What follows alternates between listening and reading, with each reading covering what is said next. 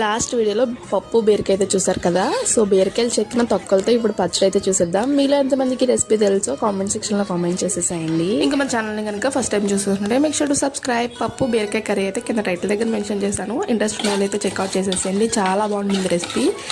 ఇంకా ఈ పచ్చళ్ళలోకి వచ్చేస్తే కనుక ఫస్ట్ అయితే పచ్చిశనగపప్పు ఉంది కదా, అది పచ్చిమిరపకాయలు కొంచెం జీలకర్ర వేసేసుకుని అలానే ఎల్లుల్లిపాయలు కూడా వేసుకుని ఫ్రై చేసేసుకోవాలి. ఫ్రై చేసుకున్న తర్వాత ఒక మిక్సీ దాంట్లోకి అయితే తీసేసుకోవాలి. అండ్ ఇంకా మనకి మెయిన్ ఇంగ్రీడియంట్స్ వచ్చేసి బీరకాయ తొక్కలు ఉంటాయి కదా, అవంతే సైడ్స్ తీసేసుకుని అవి అండ్ టమాటాలు కలిపి ఫ్రై చేసుకోవాలన్నమాట. బాగా మగ్గనిచ్చేసేయాలి లో ఫ్లేమ్లో పెట్టేసి. ఇంకా ఇందులో అయితే కొంచెం సాల్ట్ కూడా యాడ్ చేసుకోవాలి మగ్గినప్పుడే. ఇంకా మగ్గిన తర్వాత ఇవి కూడా మనం మిక్సీలోకి ట్రాన్స్ఫర్ చేసుకోవాలి. ఇక్కడ నేనైతే పప్పులు తింటున్నాను, టేస్ట్ అయితే మాత్రం భలే ఉందబ్బా.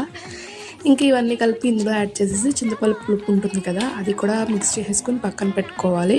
ఫస్ట్ పచ్చిశనగపప్పు, పచ్చిమిరపకాయలు అండ్ ఈ తొక్కు వేసేసిన తర్వాత లాస్ట్లో చింతపండు పులుపు వేసేసి బాగా మిక్సీ పట్టేసుకోవాలి. టేస్ట్ అయితే మాత్రం ఎక్సలెంట్గా ఉంటుంది. ఏ పోపు అక్కర్లొద్దు, ఒకసారి సైడ్ డిష్గా పప్పులు నంచుకొని చూడండి, చాలా బాగుంటుంది. దోశల్లో కూడా ట్రై చేసేసేయండి. ఇంకా డూ ఫాలో.